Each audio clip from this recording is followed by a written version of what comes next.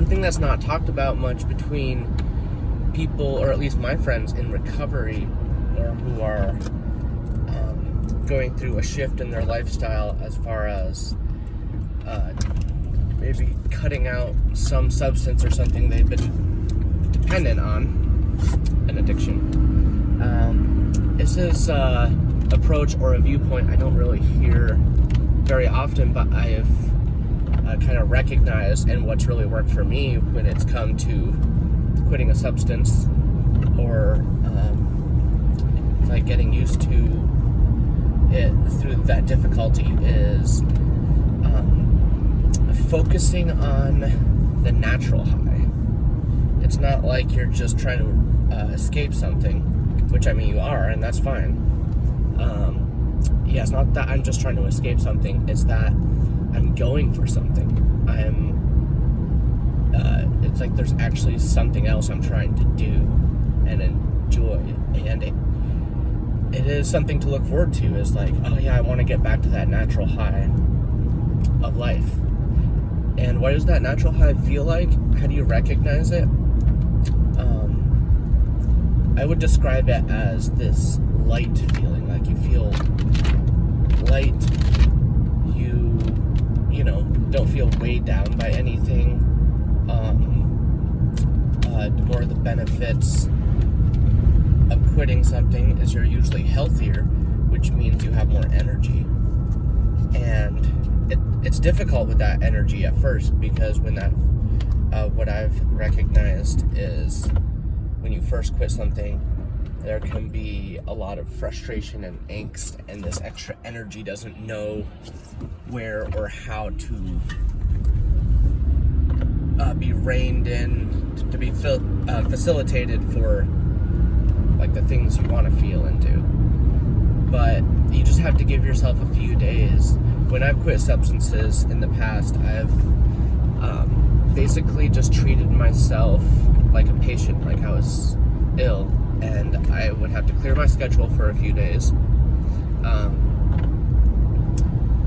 make myself healthy little meals, and just kind of stay in bed and treat yourself as if you were sick. And the body is so resilient, and it seems miraculous, and it probably takes longer for some than others, but really 3 to 5 days is like the max usually of any physical withdrawals, unless you've been it's a really hard drug or something and you've been doing it for a long time. Cigarettes seem to take a little longer, but it seems like there's kind of chunks of time, there's like dispensations, to use a fancy word, of time. Like you'll get over the first hump, which is the first 4 days, and that's the main physical withdrawal. And then once you get over that, you kind of hit a plateau that makes it a little easier, because you got over that initial like breaking of it and got through a few nights, and your body's already starting to acclimate to the new chemistry, or a different chemistry. But then the second stage is, I would say, about 3 weeks.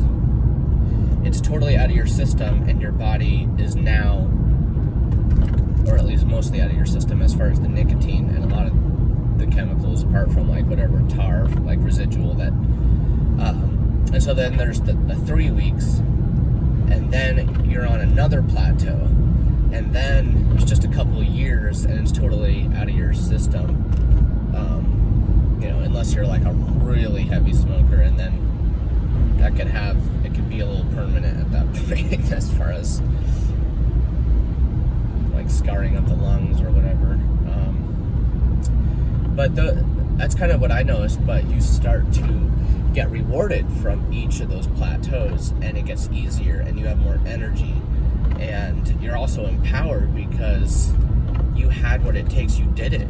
You got over that hump, and you overcame the powerful pull of what a chemical addiction is in your mind. Like, because most of the time you just want to feel normal, and you're like, oh, I just can't do this, it's got me, and so it's very empowering for anyone that's experienced that. Like, usually all of us have quit something at one point.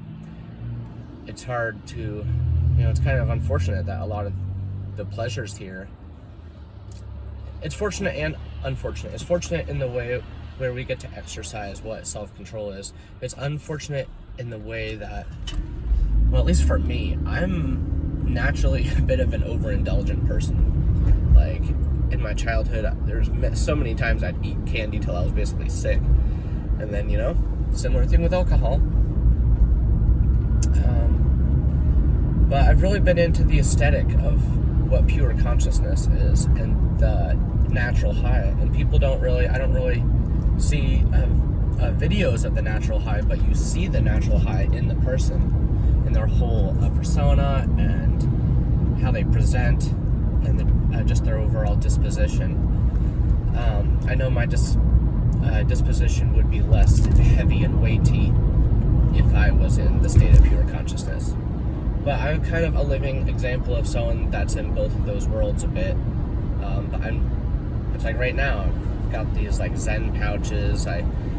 But I've cut back on smoking significantly to where I smoke like 1 to 3 cigarettes a day, which is better than the 5 to 7 I was doing. I already feel the benefits of more energy, less lethargic, and I'm starting to get over the little bits of irritability, and it will catch me when I'm off guard, like when all of a sudden I'm inconvenienced on something that was supposed to be a quick little thing, and then that's where the impatience is born, you know? And once you become more aware of it, it's not like it just stops, but like at least you're aware of it and like recognize it. So yeah, that's one of the benefits I wanted to convey about when you're trying to quit something and it's really tough, is to focus on your goal, which is to be lighter, to feel that light energy.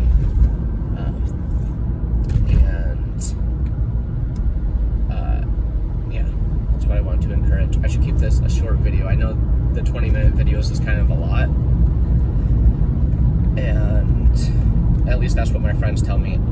And I get it, but I'm just a little bit slower of a person and have to give myself the space to think a thought through. And that's just kind of how I am. So I like giving myself the 20 minutes it takes to get from my house to work in the car. And the car seems to be a good spot. Like, the lighting's better than my room.